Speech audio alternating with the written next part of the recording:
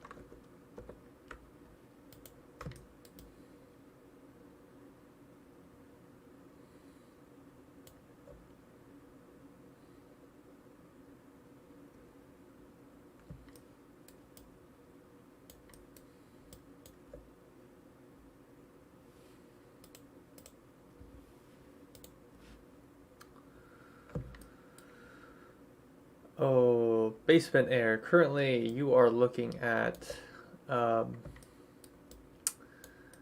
a level that I'm making for Halo Combat Evolved. So, as you see, this is kind of a zoomed out version of the map. And, you know, it'll.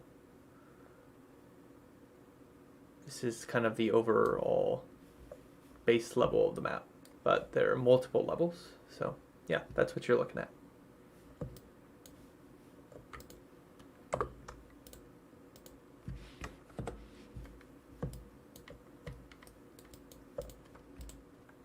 I can imagine this type of thing is not super fun to watch, so. But, anyways. I more or less decided to stream this because I'm kind of using it to save, kind of document my process. For myself, mostly, yeah.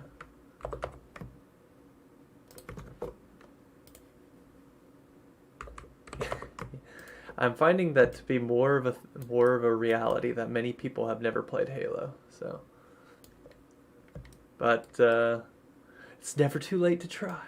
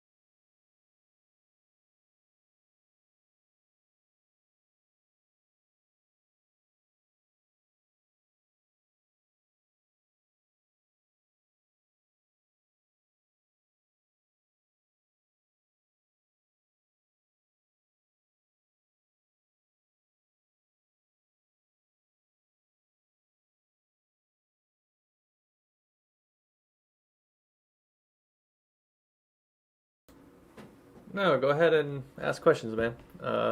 I I could ask away. This is just a side project for me, so just yeah, don't be afraid to ask anything.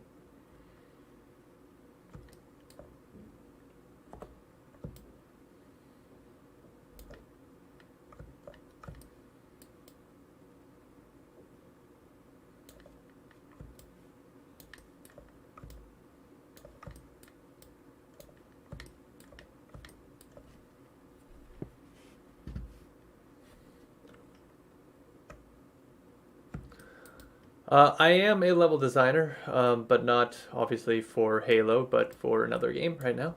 Um, yeah, yeah. So currently, I do exactly kind of what I'm doing now, which is building a level. This just happens to be something personal that I want to do.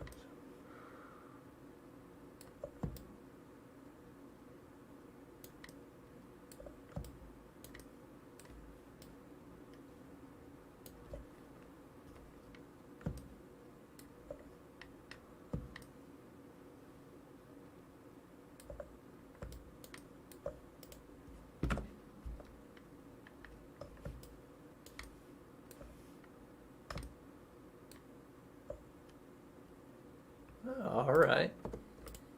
So I live in Korea.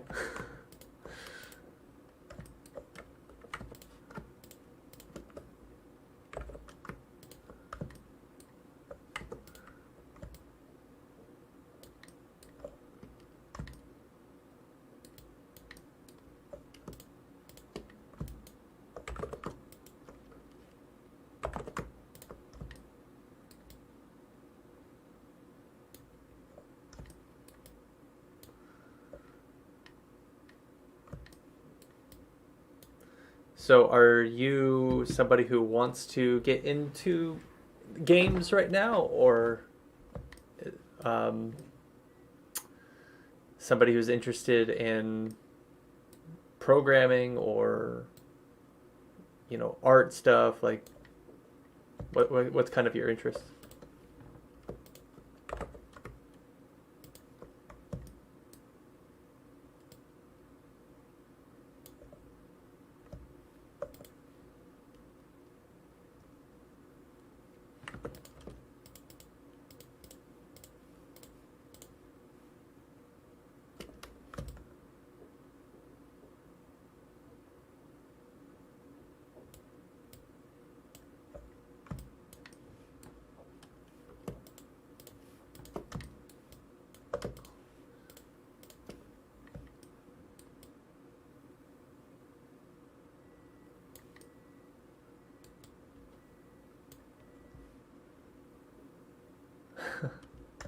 One CS course is that computer science, I'm assuming, right?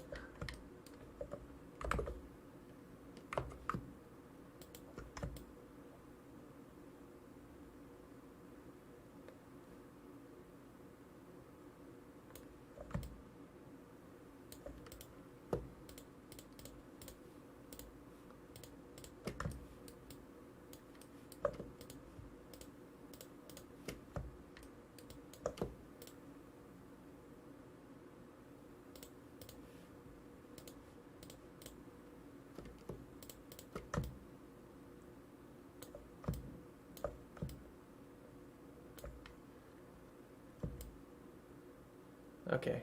Yeah. I also took some computer science classes when I was in university. Um, yeah, it's not easy stuff, especially programming.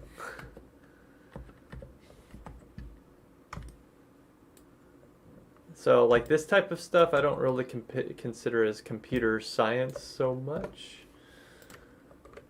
just because of the artistic nature of it.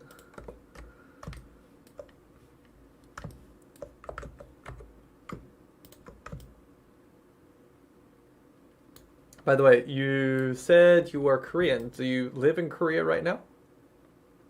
or are you living abroad, or are you Korean American?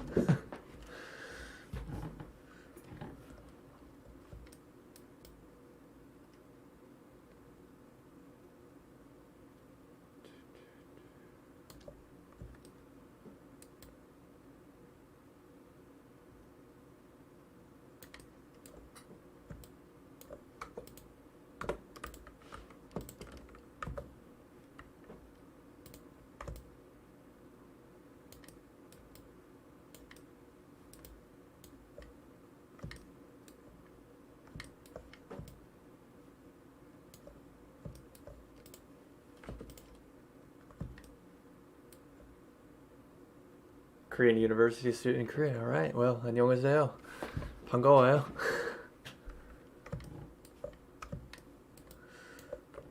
Yeah, I've been living in Korea for about I don't know, almost 5 years now. Holy cow. 5 years in uh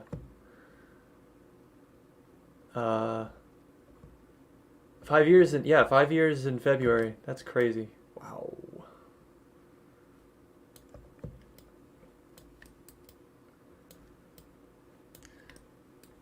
So if you failed computer science, then what are you doing now in university?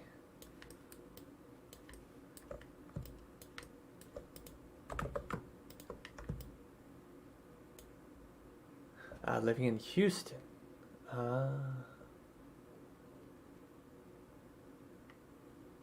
All right, Houston. So you're currently in Houston, or are you right now? Are you living in Korea right now?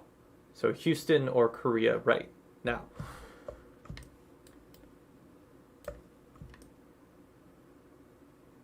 Material engineering. I've never heard of it. I've never heard of such a thing.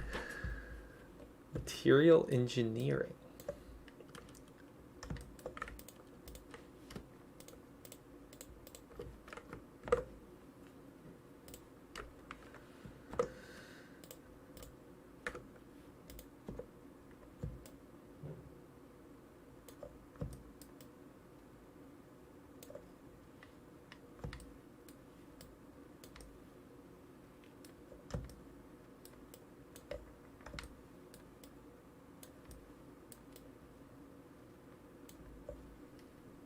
Right now in Korea. Okay.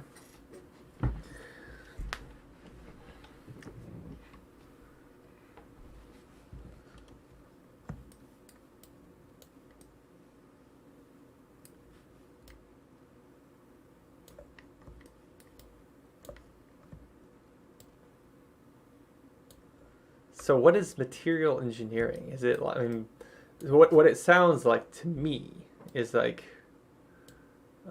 product materials, such um,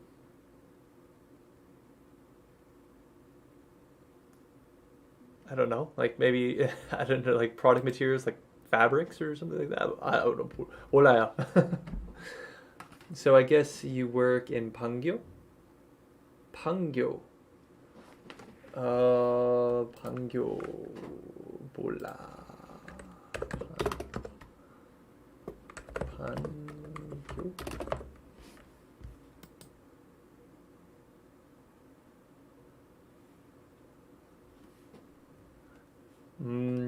I don't know what Pangyo is, but I think I can say no. I think I can say no because I don't know what it is. I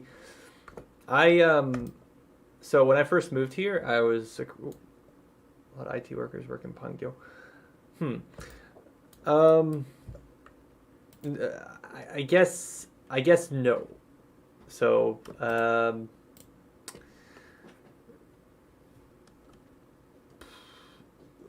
I work for, so I kind of have a weird life right now. I'm actually an English teacher. I mean, as you can imagine. Sorry. Oh yeah. Hello. Street. Okay, one moment, please. Let's just continue. Yeah. My wife just came in my room. So currently I am working as level designer for a game in America. Like I'm working as a freelancer, and then I'm also an English teacher. So.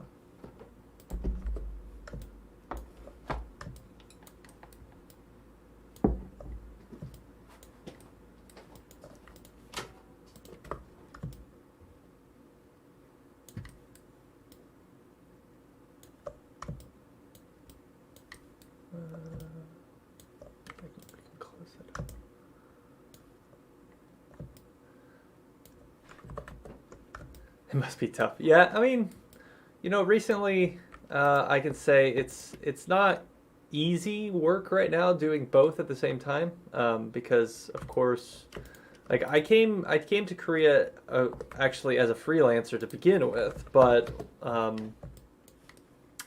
unfortunately the employment that I had at the time went away, so I had to get a job as a teacher here because my wife is Korean, so I wanted to stay here, live here, kind of live a new life. Um, so I ended up teaching for about 4 years, and I'm still teaching, obviously, but I'm currently at the moment I'm doing both of these with the intention of uh, um, stopping my English teaching stuff. So it's kind of long story, but but basically, um, I was doing teaching for a while because I was really frustrated with trying to get a job in 3D. Um, Eventually, I got one this past year, so I'm kind of passionate about this again and started doing it again. So because I'm passionate about it now, I'm just trying to get out of teaching because I don't want to teach anymore.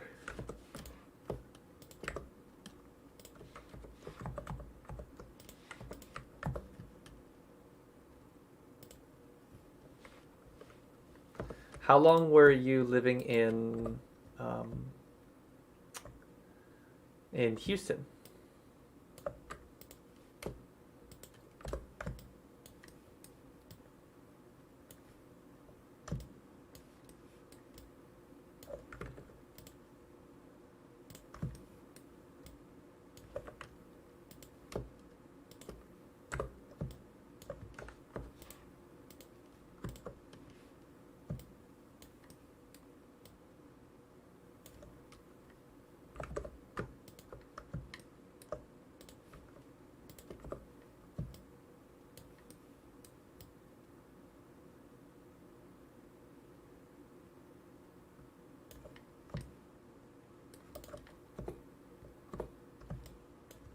8 years? Oh wow. Okay.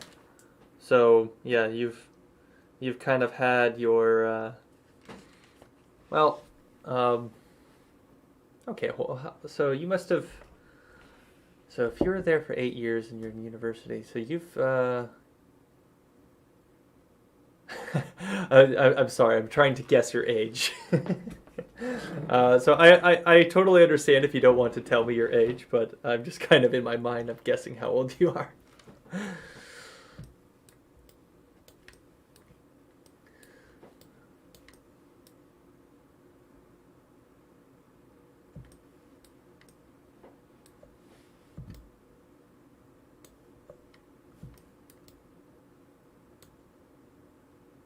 Ah, you're Kyopo, right?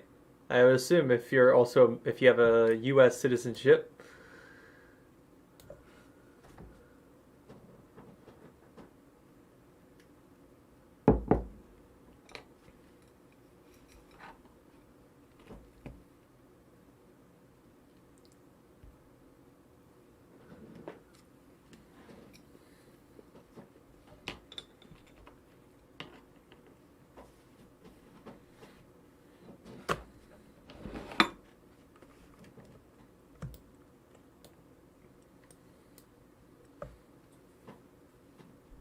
'It's just a guess, by the way, though. Um, I wouldn't go so far to say Kyopo. Okay, all right, fair enough.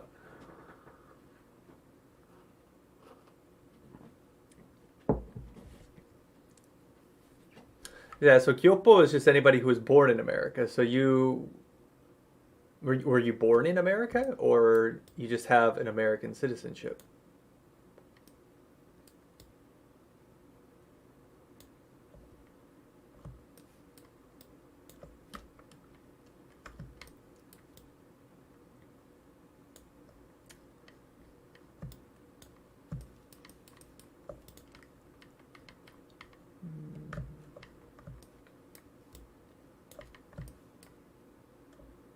Yeah, born. Okay. All right. That would that would make sense.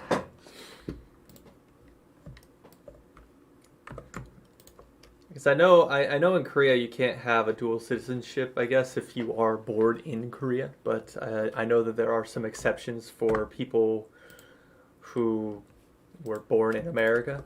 At least that's what I'm aware of. So I actually have one student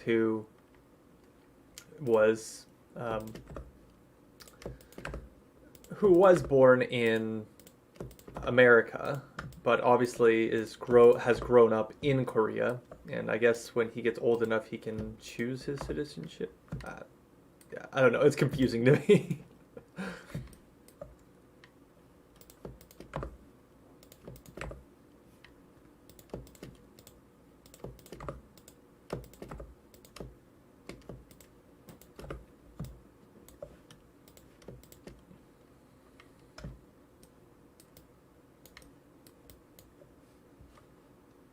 You can choose both. Okay.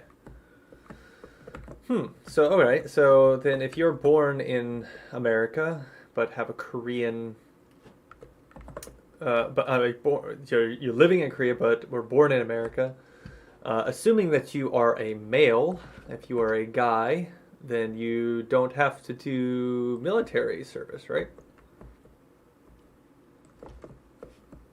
Again, I'm just making all sorts of assumptions right now. So, yeah.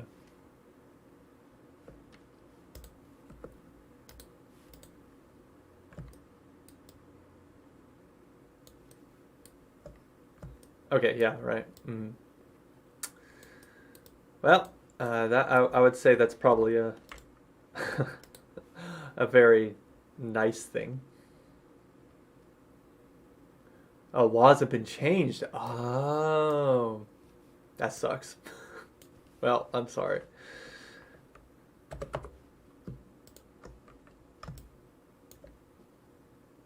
Ah, well, I hope it wasn't too bad.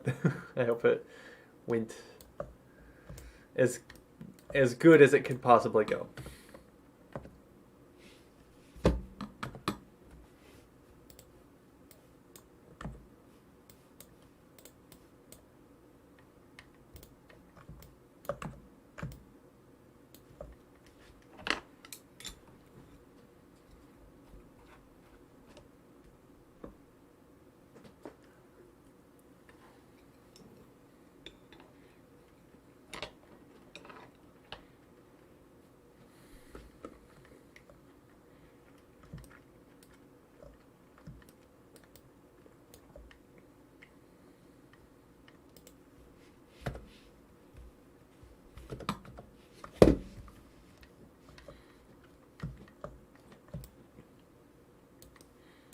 So now that you live in Korea or have been living in Korea for some time, is there anything that you miss from the US? Obviously, I know I do because especially with Christmas, it's just obviously Christmas just happened, so I know that right now around this time of year, every year, I'm like, I kind of miss home a little bit. But obviously, as flaming flaming hot Cheetos, yes, those things are awesome. I used to have those all the time when I was like in high school. Yeah, I introduced my wife to actual flaming hot Cheetos, and yeah, she really liked them.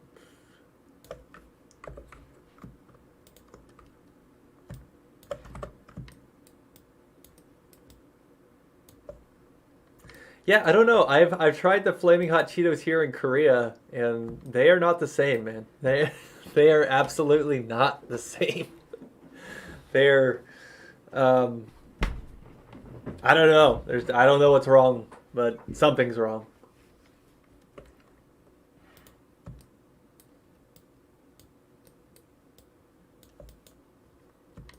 All right, I think that is finished. That part.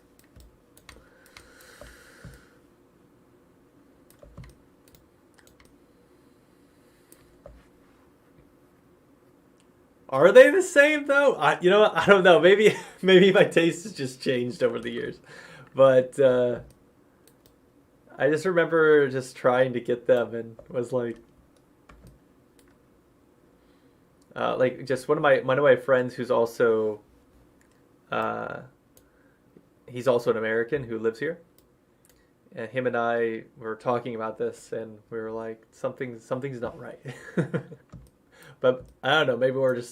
Maybe it's just our imagination.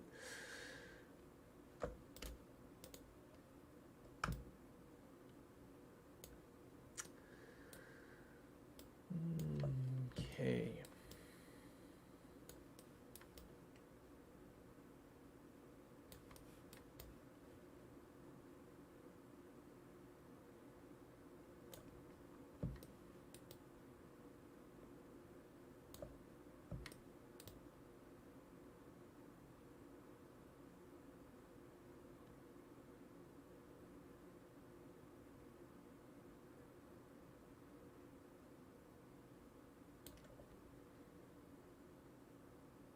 The lime ones are the best. I think even compared to the regular flaming hot Cheetos. Yeah, the lime ones are awesome.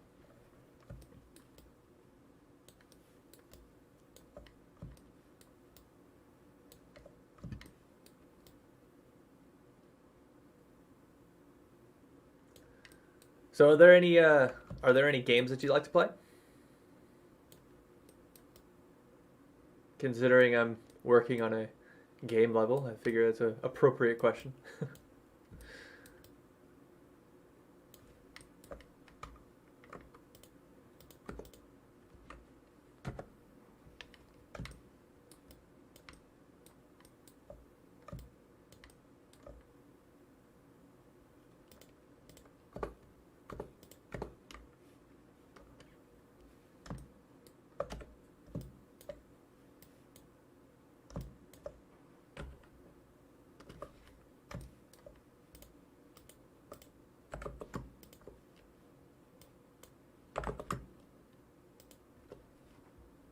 StarCraft 1 and Overwatch. Uh, I'm terrible at both. I Yeah, my Korean influences are showing. Yeah, yeah. It's such a funny thing to me when I first moved here. How actually the fact that I'm making this game for Halo, it's just kind of interesting because I never would have thought about it before. But yeah, it's like Korea, the original just Xbox in general has never been a very popular device here. So of course, games like Halo will never get a chance to actually be experienced by Koreans. So it's yeah, it's always a little sad to me because I'm like, oh, I love like Halo is one of my favorite games. So um, there's that piece of me that's like, ah, they don't know what they're missing. But at the same time, I was never really big into StarCraft when I was younger. Well, I didn't really have a PC that could run it well, so that was another problem. I didn't really have a PC that could run anything for that matter. So, yeah, I always had a console.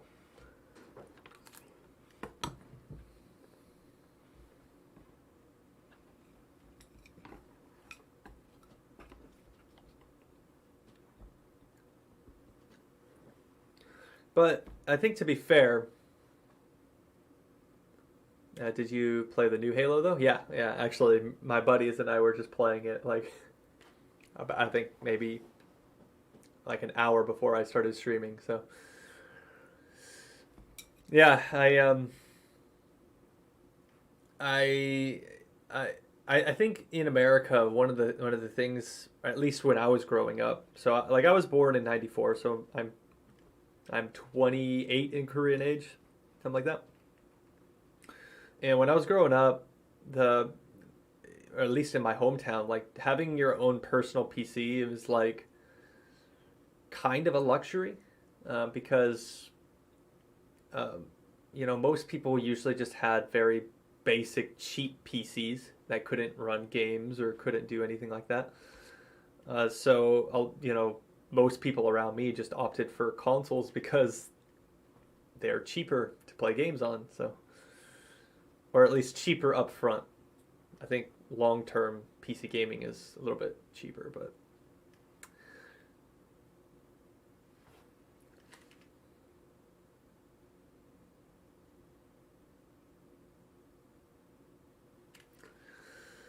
yeah, it is kind of interesting now that Halo is on PC. So maybe Korean people will actually pick it up, but also again, maybe not. Maybe it's not the style that Koreans would like.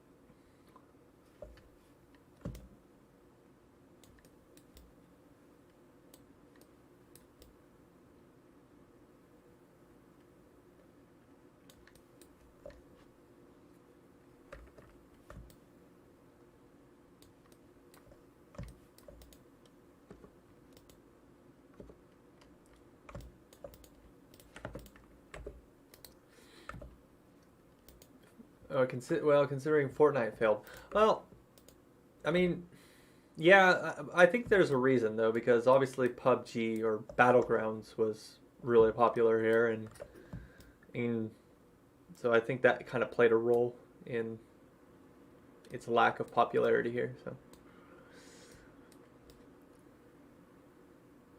I've actually talked to some Korean, um, I've talked to some Korean YouTubers in the past. Not like that, I'm not like personal friends with them or anything like that, but they have YouTube channels that are primarily like retro gaming channels, and a lot of them. I was doing kind of a research project about why the Xbox had failed in Korea, and I actually got a lot of really interesting answers from that. It was quite interesting to see that a lot of people just were like, yeah, most of us were just already playing on PlayStation or had, were playing in PC Bong or playing PC games. So if if people were playing on consoles, it was Sony and playing the games that are on Sony. And um, one of the reasons why a lot of them didn't ever consider the Xbox was just because it was basically just a PC, but for your television.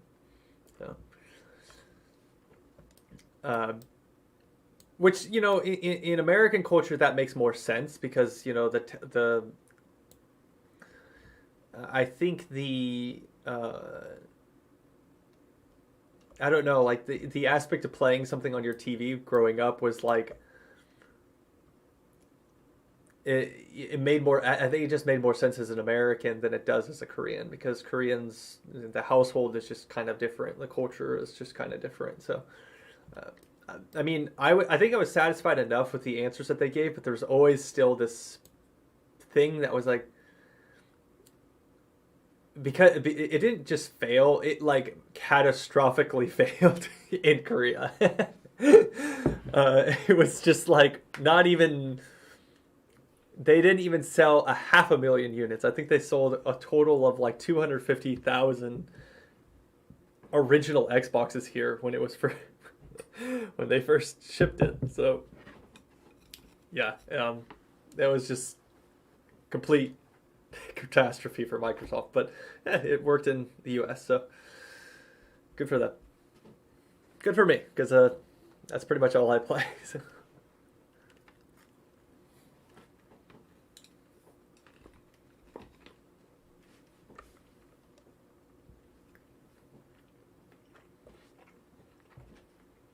So I'm assuming if you play StarCraft, then maybe you play the remastered version of the original StarCraft, or do you play StarCraft 2, or what do you do, or do you just primarily play Overwatch today?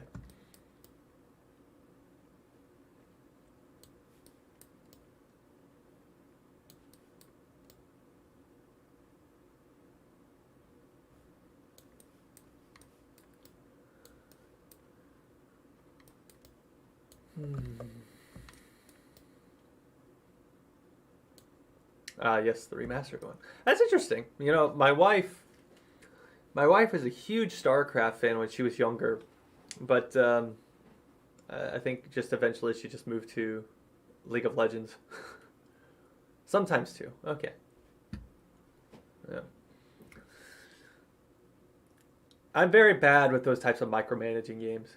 Um, I can barely micromanage my life, let alone a video game. So I think that's why it's a little bit. Yeah.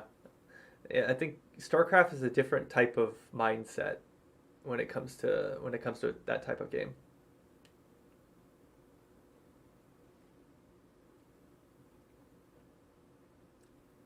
I never got the appeal of League. Yeah, um, I get that, especially if you come from a StarCraft background. Maybe that the appeal isn't super strong.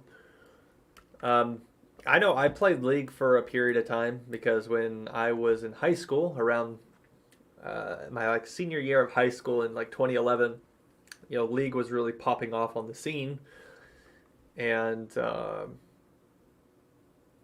yeah, I used to go over to my friend's house who had like a laptop that could play League of Legends fairly well, and so I'd go over to his house all the time and we'd play League of Legends. But over time, yeah, the appeal of League just kind of went down for me.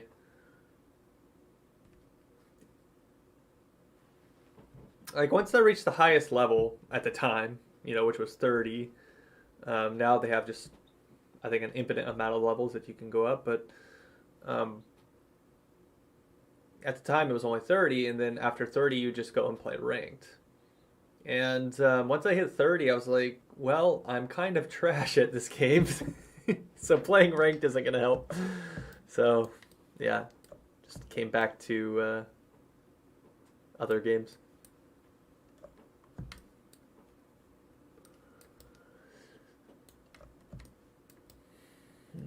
Okay, well, at least this underground part that I'm developing is pretty much done. So just need to stitch up some things. This is typically not how you would build a level. Um, yeah, relatable. Yeah, right. Yeah, this what I'm building here is typically not. Yeah, it's typically not done this way. I'm building it for the original Halo, which means that I have to run it through that game engine, which means I have to do everything here. Otherwise, I wouldn't be doing it like this. But it's kind of challenging. It's kind of fun to work with something that's 20 years old. So.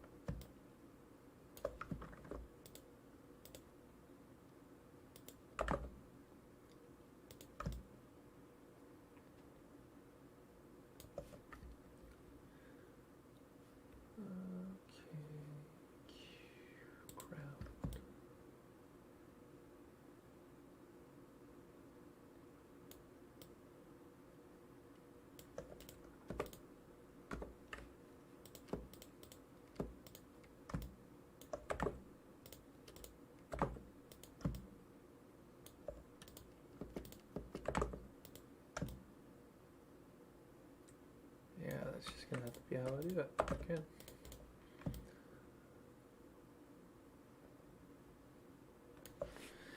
So how did you actually end up finding this channel? You said you were just browsing.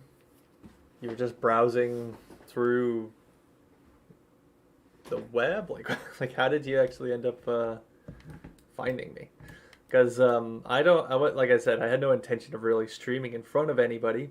Not to say that I didn't welcome it, but yeah, I was mainly just doing this for documenting for my own personal, it's my own personal project. So I'm just kind of curious. Did YouTube's algorithm actually help me? Wow, amazing.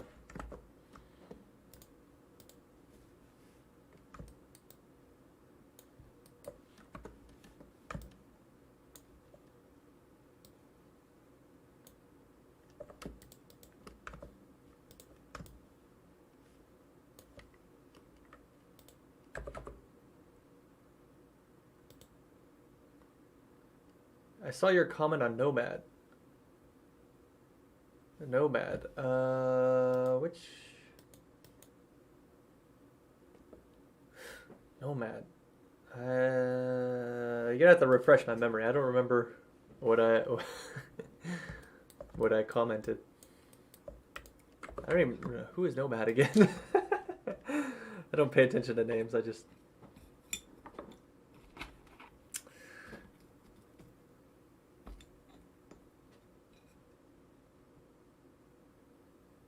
It was the video about DeFi. Okay.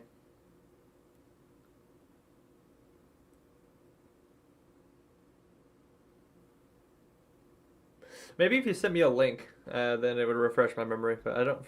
As of right now, I don't remember. I mean, you're talking about like a couple of things that I primarily look up, which is video games and crypto stuff. So I'm usually looking up those types of videos on the internet all the time.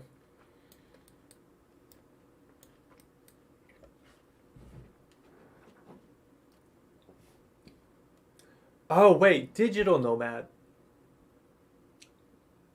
Ah, the programmer in Korea, right? Yeah, okay.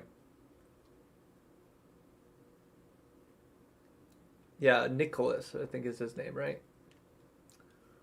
Yeah, what did I comment? I don't remember.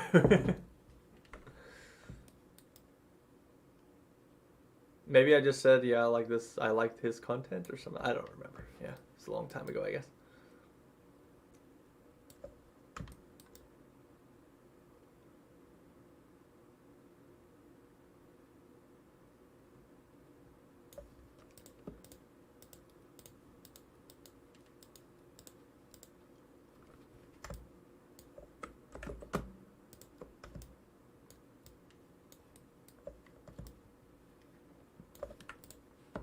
Yep. Okay. Yeah.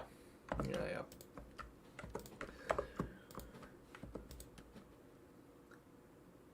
Oh yeah, something about being a foreigner in Korea. And yeah, something like that. Don't remember all the details. I comment on a lot of videos. I'm that guy.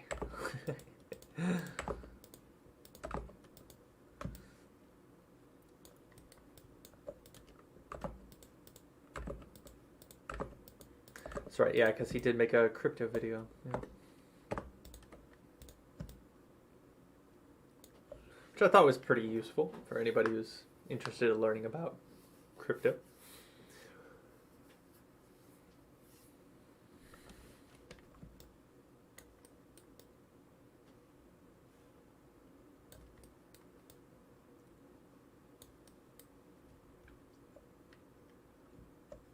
So then I guess you probably saw the comment, and then what's it called?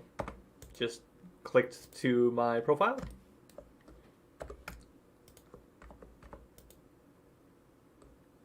Why is that not?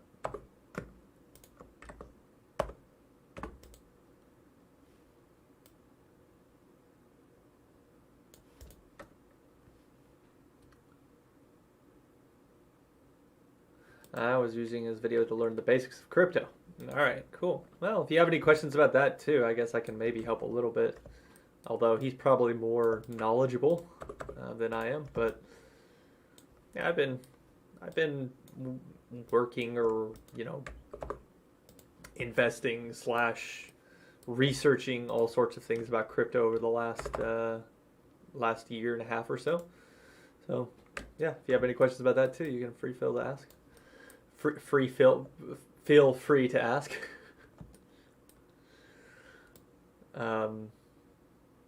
What was it? Yeah, I mean, like even the company that I'm working for Level Design is centered around crypto. So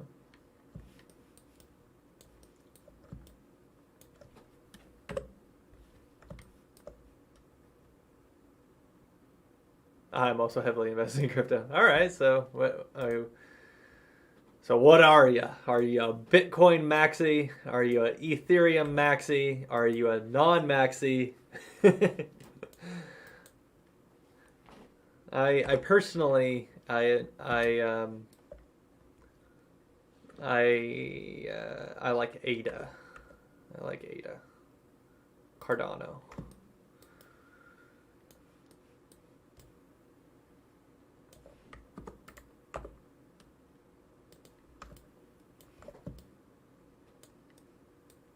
Ethereum for the win. All right.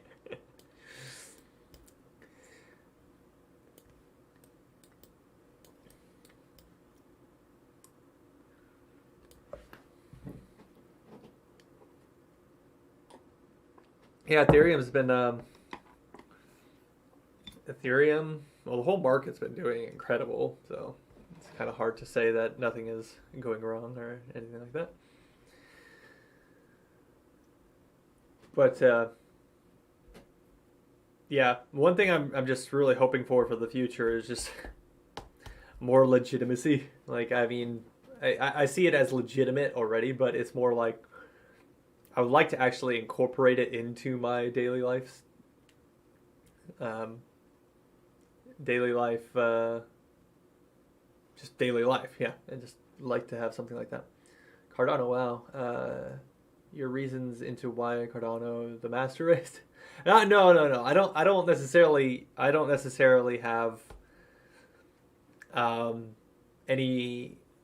I don't really consider any of them to be better than the other. Like, it's strictly when I'm talking about like the top cryptos. So like, Bitcoin and then the top altcoins or something like that.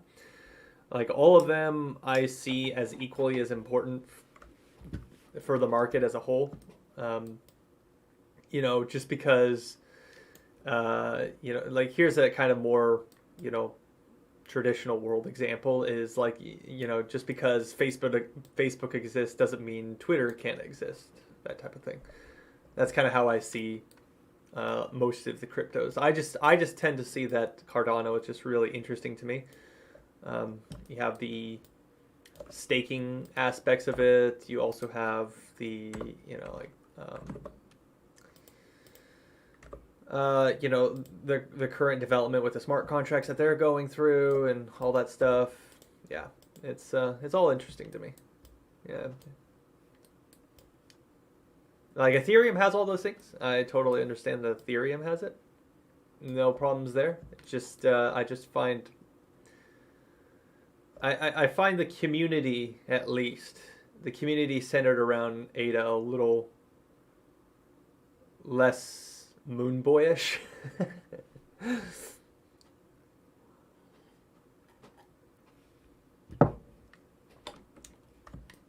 It's like one thing I kind of see. Maybe, perhaps, Ethereum people feel the same about Cardano. So I don't know.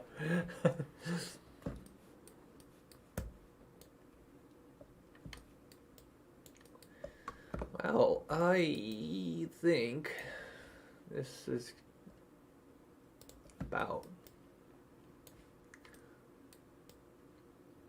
I was joking about the master rate part. ADA is indeed interesting. Yeah. Yeah, sorry, I didn't get the joke earlier on. Sometimes when I read through text, I just read it as seriousness.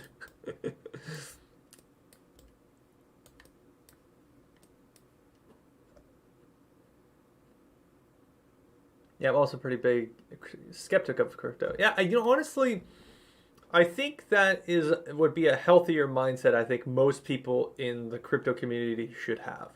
Like the biggest skeptics of crypto should be the ones who are involved in it. Because there's really no point of just being blind to something that is incredibly new. Like, oh, there's no reason it should fail. There's actually 1,000 reasons why crypto should fail. Like, there's a lot. It's just, it maybe just hasn't. Especially Web 3.0 and NFT stuff. Yeah, I get that. I'm kind of, I see the potential of NFTs. I don't know about Web 3.0, to be honest with you. I hear that kind of buzzword. I'm not exactly sure 100% always what it refers to. But when I see NFTs, I see a lot more potential as far as ownership over certain things. I would like, currently in the current state of like video games, for example. So the video game example would be like this. It's like, in today's world, it almost seems like no one is able to own the games that they buy. Like you're just basically renting games eternally. That's literally just what it feels like. You buy a game and you don't really own it. It's done. Yeah, like you can play it, but obviously as a digital form, you can't let your friends borrow it or anything like that. This is where I actually see some potential in NFTs because, for example, like NFTs, if there is a way to actually send NFTs to somebody without, having some fee, like for example, if I have like a game that's like an NFT, like a whole game, and I should say the keys to the game. Let's just say that the keys to the game are in NFT form, and I want to send it to my friend because he wants to play that game. Like, that is where I can see it being really interesting. Is because it's like, hey, I don't own this game, but I know that you do. Would you mind if I borrowed your game? Borrowed your NFT, that type of thing. Yeah, I see a lot of potential with NFTs in that way. Now, the Web 3.0 stuff, yeah, I don't know much. Tether issue is also my biggest fear. Yeah, I don't know. Tether is not the only, stable coin out there, so I'm not super afraid of Tether. Like any bad news that was coming out last year centered around Tether. Yeah, I don't know. Doesn't really concern me all too much. I think my biggest concern, honestly, is sometimes the community. Like the community could be the worst salesman of crypto. The fees for that NFT though. Yeah. Like I totally get that. Like I said, if someone developed a way to do NFTs that wasn't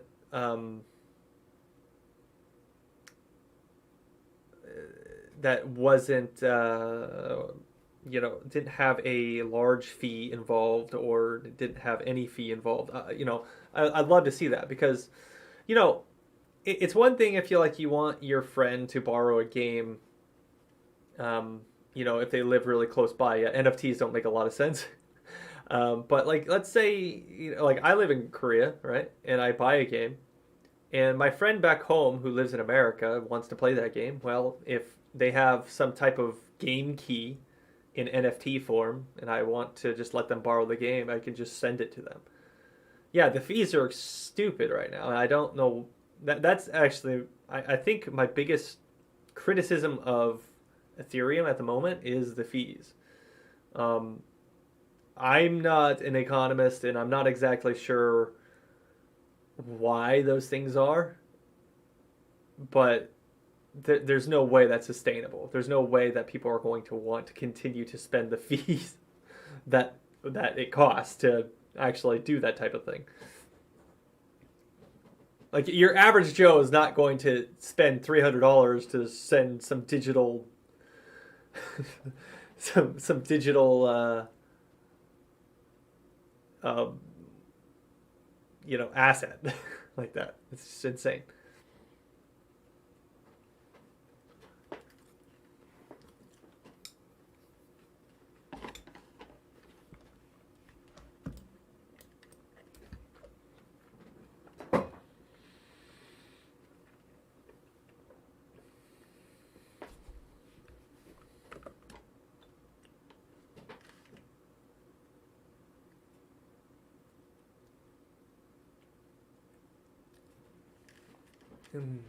Okay.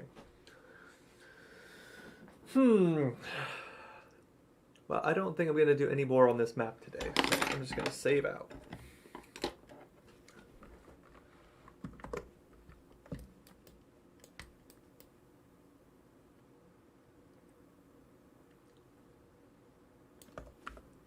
It's probably too much.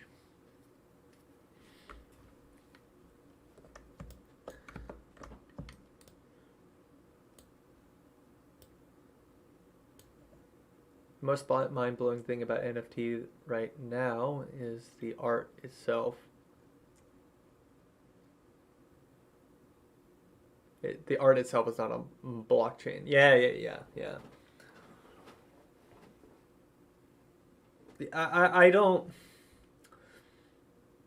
I don't know why that was the first thing that became popular as an NFT. It seems a little silly to me, honestly, because I was like, art? Like, I mean, you can say you have the token, but I could just copy and I could just like screenshot. I could just screenshot from OpenSea and just like, well, look at what I got. This is cool. I mean, I don't get me wrong. I think a lot of the artwork is really cool. It's just like, why is this the thing that's selling?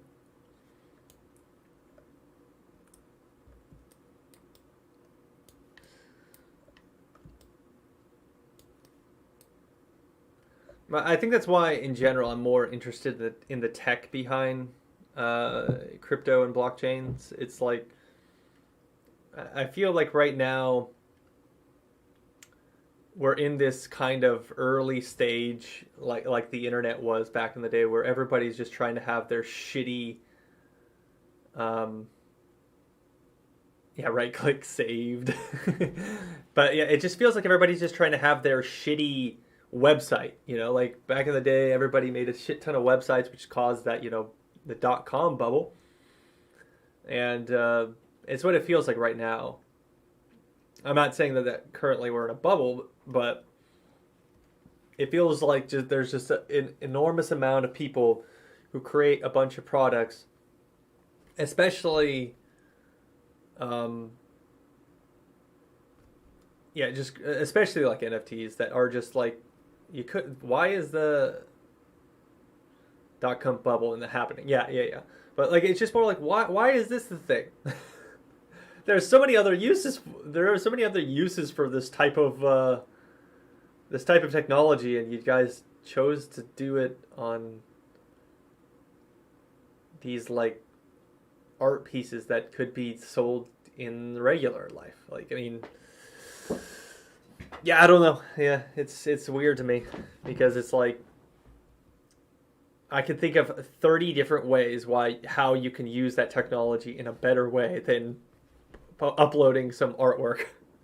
I think that's why I kind of like the game that I'm currently working on, which is like the sandbox stuff. So I'm currently I'm currently one of the funded developers from the sandbox, and I can the way they're using NFTs actually makes sense to me. because it's all in-game stuff, and you can have digital ownership over an in-game item. That's fine to me. And it's not like you can copy paste that or right click save on that. It's um,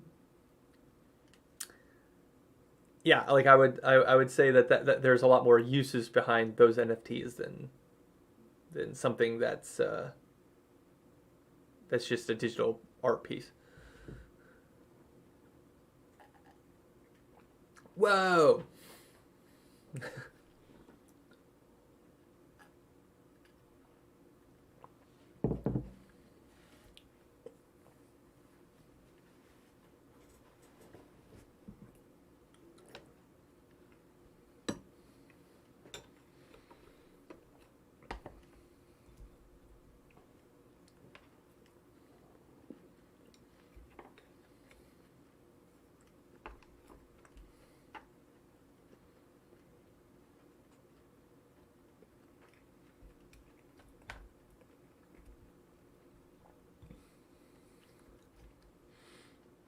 So I take it you're also a night owl, though, considering it's 3 a.m. and you're awake.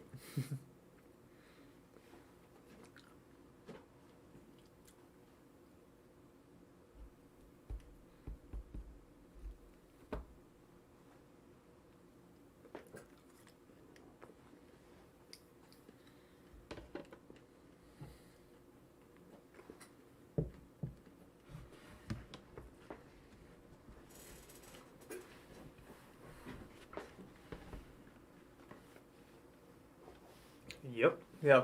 Yeah, me too. Ever since I started this job, uh, yeah, my hours are all screwed up. I prefer to wake up in the mornings, but right now it's just not feasible unless I just really want to lose my mind. But yeah,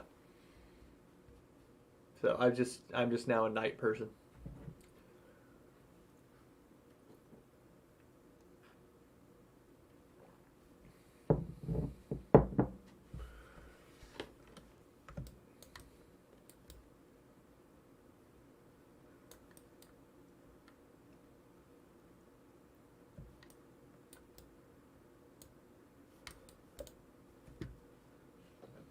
So do you teach in middle school? I teach kids who are right before middle school. So typically foreigners don't actually teach middle schoolers.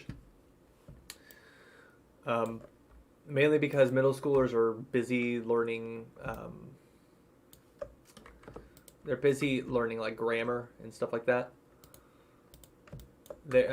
So I when it comes to middle school students, I actually never see them half the time. Like I do have a couple of middle school students. Like it's not like they don't exist for me. It's just more like I just feel a different purpose when I'm teaching a middle schooler versus um, a Korean teacher, which kind of sucks because I actually really like middle school students.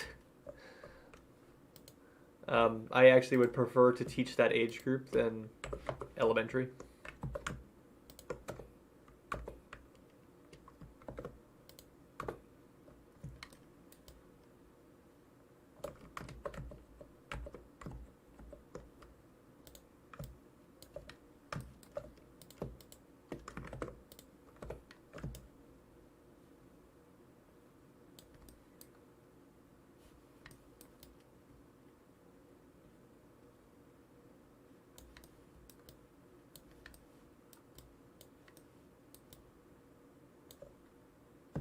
Oh, that part is.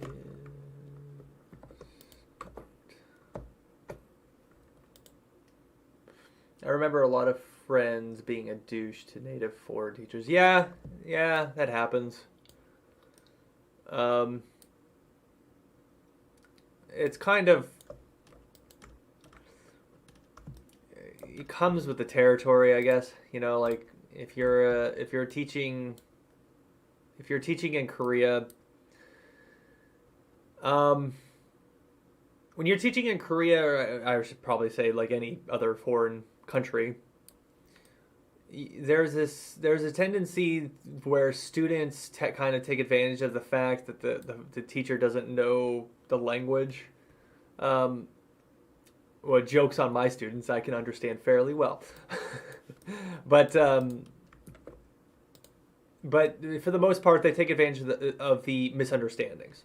So there's a lot of cultural differences that obviously are between Koreans and Americans, and sometimes they'll take advantage of that and play dumb when it's necessary to play dumb, and play smart when it's necessary to play smart. So a good student obviously won't usually do something like that. And I've had a lot of good students, and just every once in a while, there's always one that is an asshole. It's just plain and simple. But as long as they're not intentionally assholes, then I'm fine. If they're intentionally assholes, then I just will kick them out. Just... My first job as a teacher, I had a couple of those intentional assholes, just because a lot of the students were from the Gangnam area, and their parents all have a lot of money, so life's good for them. But now I live I live in Goyang, so the Ilsan area, so they're a little bit more chill and relaxed here, and a little bit more down to earth.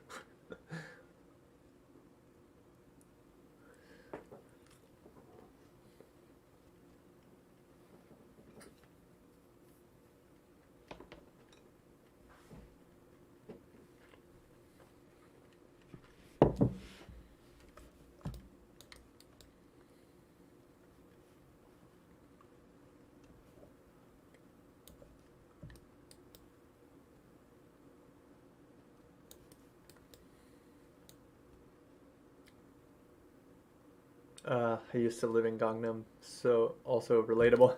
Yeah, I mean, I wasn't exactly in Gangnam, but I think I was only like 2 stations away from the actual Gangnam station, and maybe a little bit more than that. Maybe it took like maybe 10 minutes, but no matter what, I was in somewhere called Widae Shindoshi, and obviously it was the Shindoshi, so the yeah, it's just a lot of people who are moving there. Are moving there because, of course, they're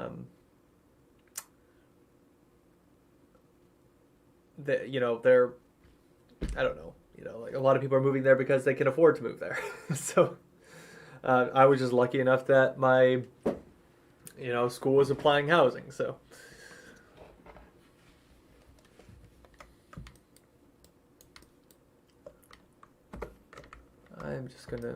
I think I'm just gonna do some final touch-ups here, and then I'm gonna call it a day. Get off.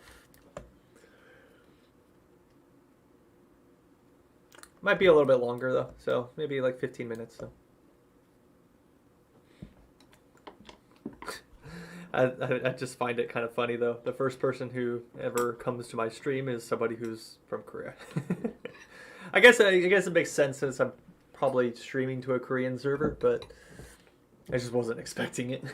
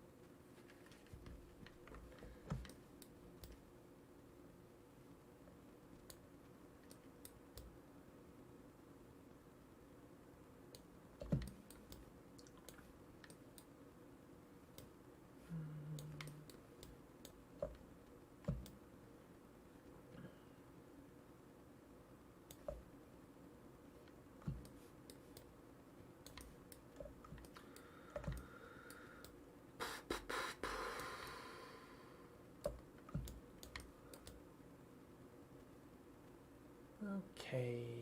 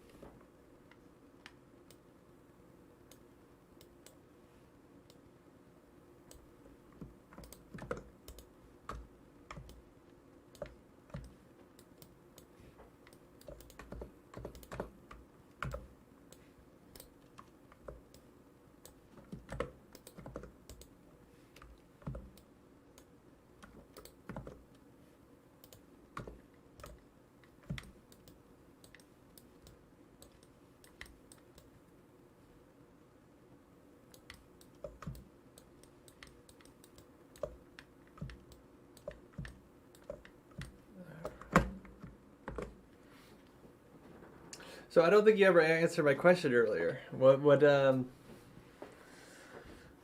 is material engineering?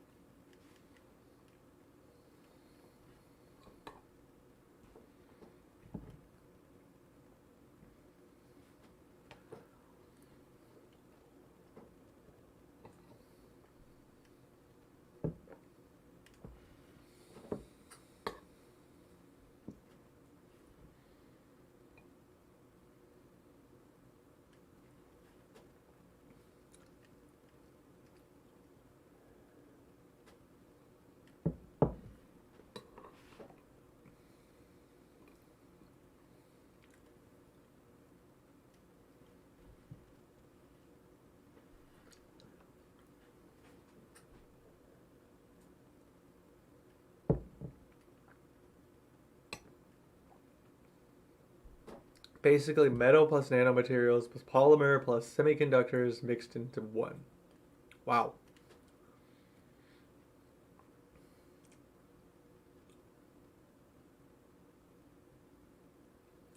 So I assume there's some type of chemistry involved, right?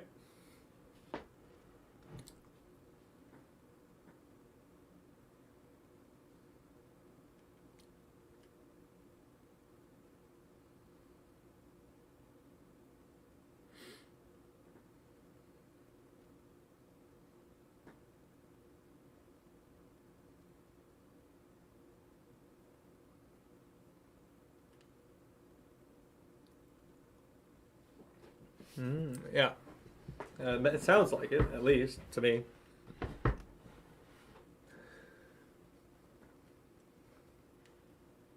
Now, is this something like you really like to do, or like how did you actually ended up studying for this type of thing?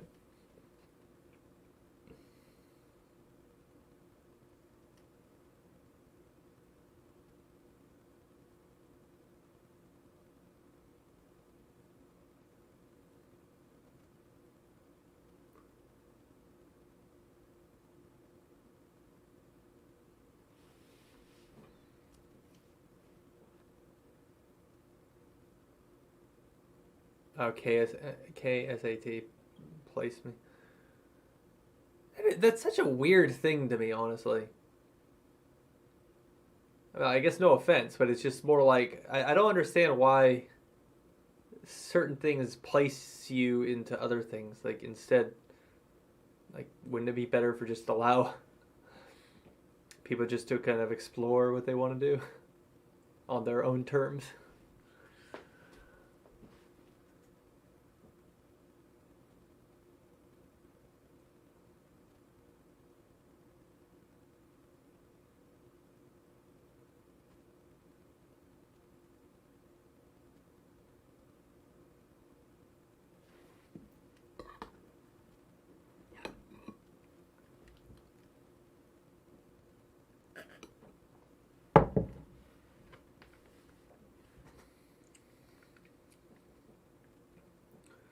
So when you lived in the U.S., did you actually end up going to school or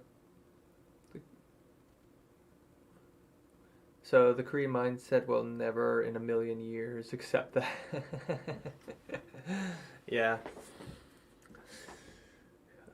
So like but so um did you ever experience any type of American education or anything like that?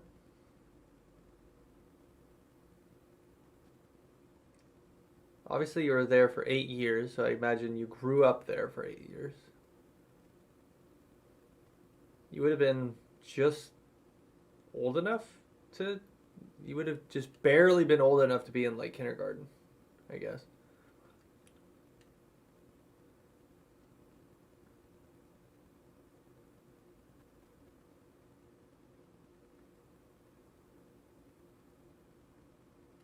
Oh, K through fifth. Okay, yeah. And then you came back for middle school. Oh my god, that's what a wake up call that would have must have been. It's like yeah, K through fifth. All right, tests. All tests. That's all you will ever do now is tests. Come back to Korea. Yeah, no, that I have one of my students who's in his he's about to go into his second year of middle school, and he was really just blindsided by all of the test taking that he had to do. So yeah, I feel bad for you, man.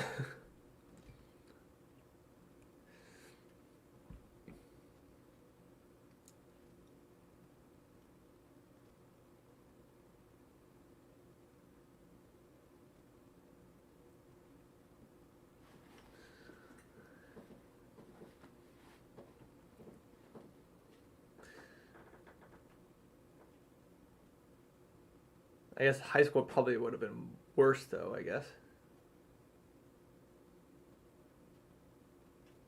I don't know, what's worse, high school or middle school? Or both? um, I don't know, I always took that like university always looked a little bit more relaxed than university always looks a little bit more relaxed than like middle school and high school in Korea. But maybe I'm wrong. Maybe it's just as intense. Sick guitar. I imagine you're looking at my videos. Yeah, thank you. High school is the worst. Okay, yeah. I've heard such things.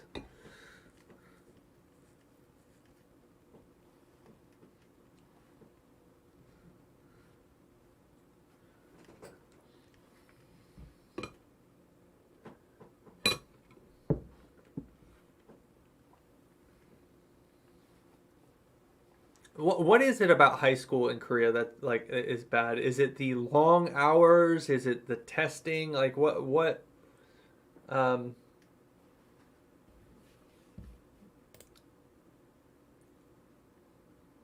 suicide. YouTube was asking me if that was an appropriate thing, but that makes sense. Yeah, so like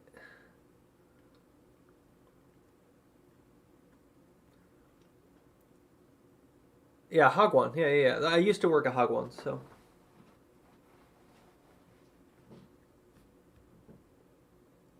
now I just have my own business for like my wife and I we have our own gongbubang.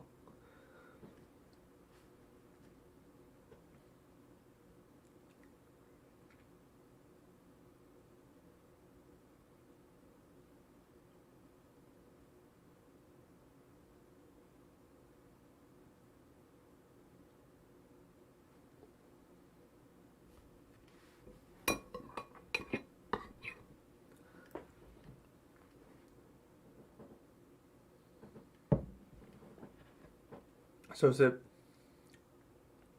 the long hours in Hagwons? It's like it's it's such a weird thing to me. I actually wish there was some balance between something like the U.S. and something like Korea. Like I wish there was like kind of some middle ground country or something like that because I actually see Hagwons as somewhat useful. Like if I could go back in time, if in the U.S. and if there was some Hagwon I could go to help me with like math or something like that, that would have been kind of nice. But not every goddamn moment of my life needs to be at Hagwon. Like I just wish there was some balance between those two.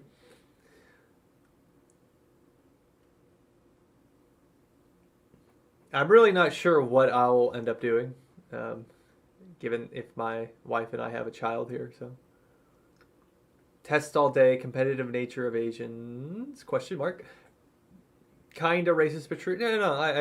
I don't necessarily see that as racist. I think it's just one, it's an observation, and two, it's based in reality. So, um, yeah, I mean, at this point in time now in Korea, it's like Korea is a very well developed country. The hustle doesn't seem justified anymore. Like if I could go back in time and like probably look at like my parents' generation in Korea, like the people who are my parents' age in Korea, yeah, I can see maybe the hustle is kind of necessary to kind of jumpstart a country that is struggling. Yeah, sure. I get that, but the constant hustle even in today's generation doesn't make a lot of sense. And I guess the suicide rate is kind of reflecting that. So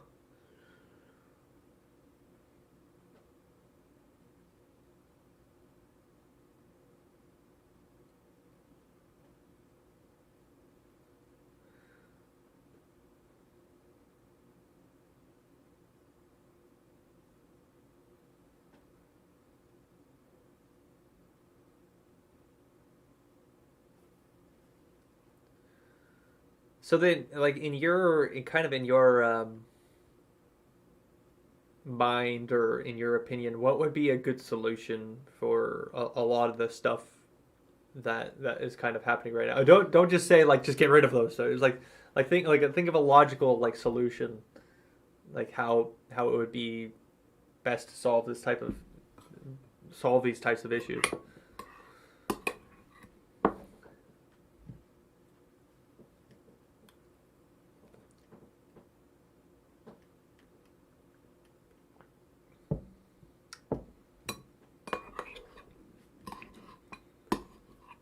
Because a lot of times when I actually, you know, think of the like some solution, I always have to remind myself like, yeah, I it sounds very nice and good, but I'm a foreigner, so I don't always understand all the nuances of Korean society. And so it's really hard to take a stab at trying to solve a solution that is very deep rooted into the country's culture. So yeah.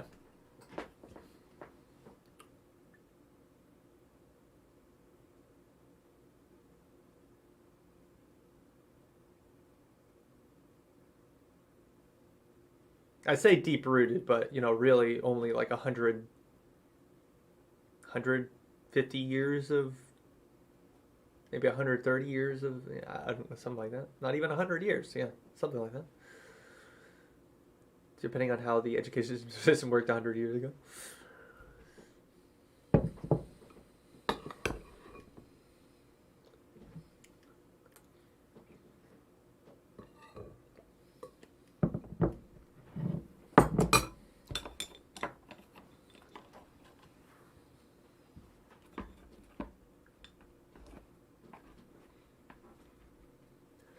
And if you, I mean, if you can't think of anything, that's also fine. Like I know it's kind of a tough question, but um, I don't know. A lot of times I ask kind of a similar question to other like people around me, other Koreans around me, and they usually just give like an opposite reactive answer. Like they want to just get rid of whatever the thing that was bad without actually thinking about some of the qualities that were redeemable. Because in America, I felt like only 1% could achieve the prestigious Ivy Leagueish status. Yeah, But I think in America, most Americans don't care about getting that, that, you know. In fact, I wouldn't even want to go there. Like, that's actually the funny thing is, like, I would assume there's probably plenty of Americans who are like, I don't want to go to Harvard. I don't want to go to Princeton or any of these, like, one percenters. Like, that, it's a waste of money. Especially now today. Like, what can you get from those Ivy League schools that you can't possibly find from the internet? I mean, the only thing I can say is teachers. That's the only honest answer I can think of that would be like, oh yeah, like that's actually still kind of worth it. Like, and even then, it's like there's a lot of great teachers out there that aren't from those schools.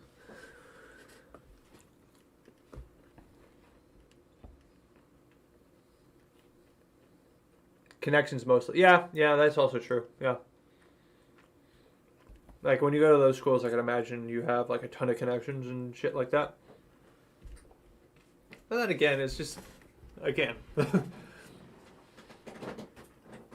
Yeah, I mean, it's like, you can develop connections, have good teachers, but at the end of the day, it's your responsibility to learn certain, like, the things that you want to learn. Yeah, I don't know. Especially if you're not going into law, there's really no reason to go to Harvard. And like, I always find it funny when I hear somebody who goes to Harvard for some other like major. I'm like, it's a law school. I think you can get another major at Harvard. I'm not exactly sure, but anyways, I just find it funny. It's just like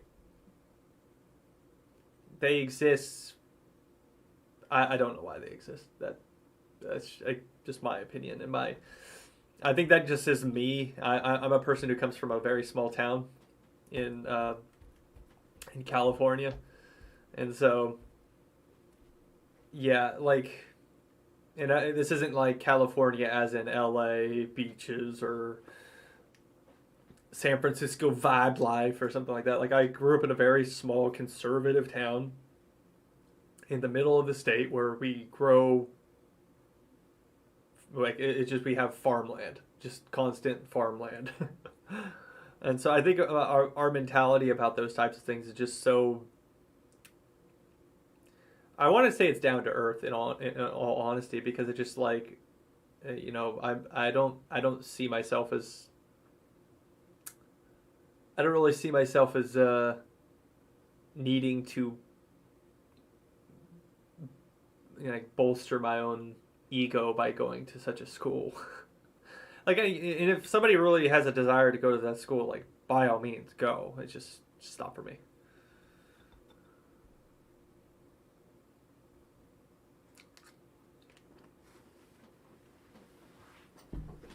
Like, if I have a child and they like, Dad, I really want to go to Harvard, I'm gonna be like, no.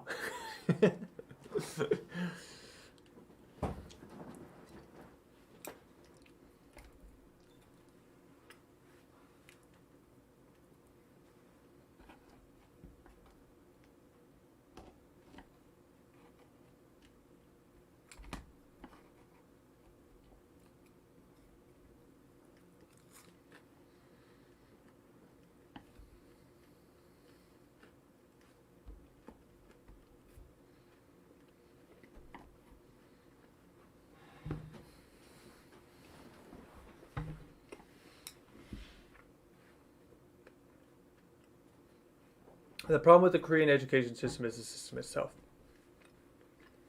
How so exactly?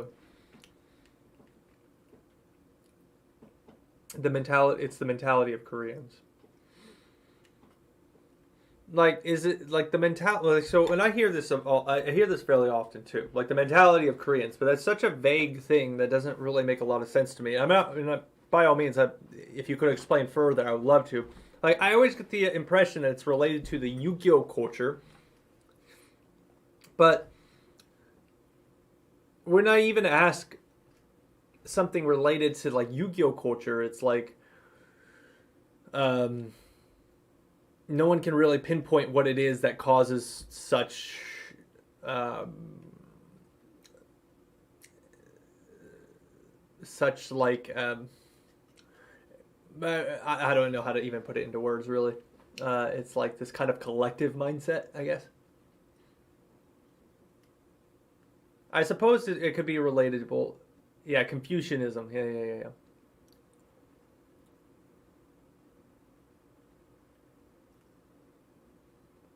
I guess it could be related to like the Christianity, Christianity in the West. You know how it has such a major influence on the West in that way. I guess that would be the best comparison.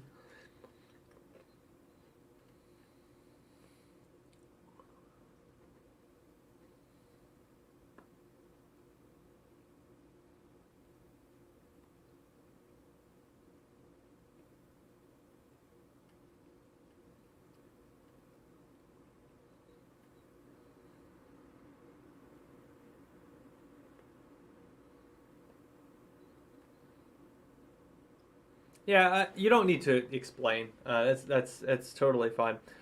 I do get the impression though that it has a lot to do with the family dynamic. It's like, okay, yeah, you can try to give a brief overview if it's fine with you. That you don't feel pressured that you have to, to explain to this dumbass foreigner over here, just asking questions.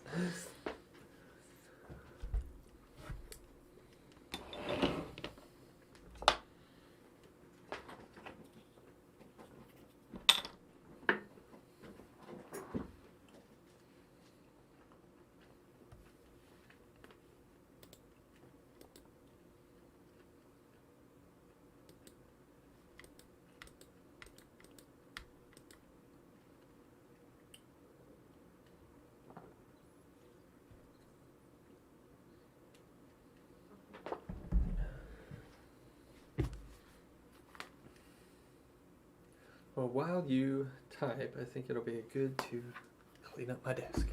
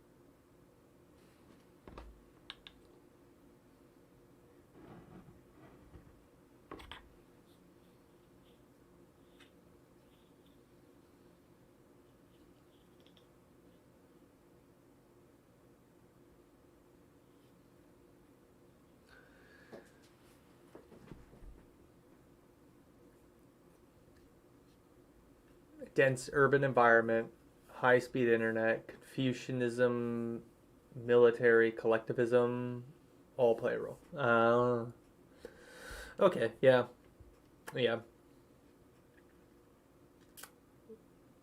definitely makes sense because I mean, all of these things here, I mean, they pretty much play a role in just almost day to day life, especially if you live near like a, uh,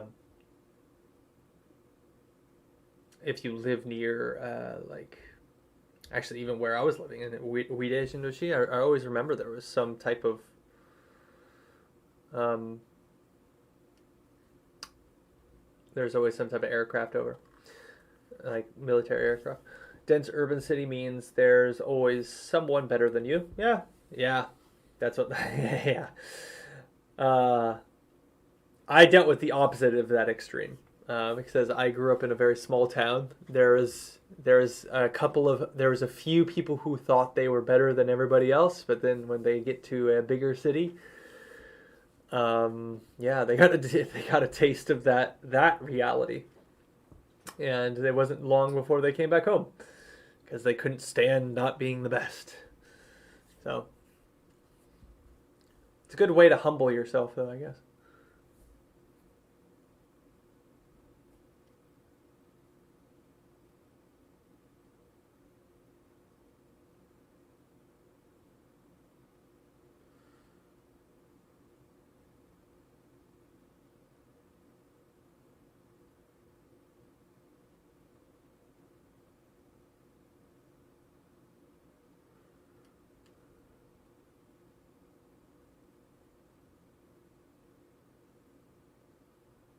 High-speed internet means... I guess probably I'm just gonna guess what you're gonna say. So maybe high-speed internet means just there's too much information. Yep. Okay. Yeah. There's a constant. There's a constant flow of information. I guess the Confucianism part is, constantly respecting family. Kind of family is the highest value in the society. Not just family, but the hierarchy of family. Considering hierarchy plays a huge role in Korean family structures. The military, collectivism. Military, collectivism, all play a role.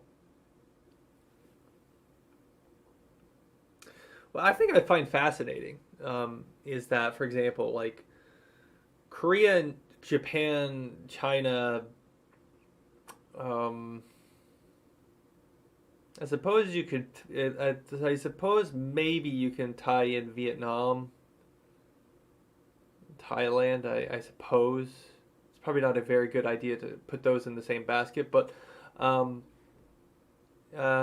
they all seem to kind of follow this more collective structure, which is kind of fascinating to me, especially with the Japanese side, because it doesn't seem like Japan was ever influenced that heavily on like Confucianism, but they have their own structures of they have their own kind of social structures that are very similar to the other Asians. The rest are all most alike. Yeah, right. Confucianism, military plays a role in that. Like all the last three things basically are just hierarchy structures. Yeah.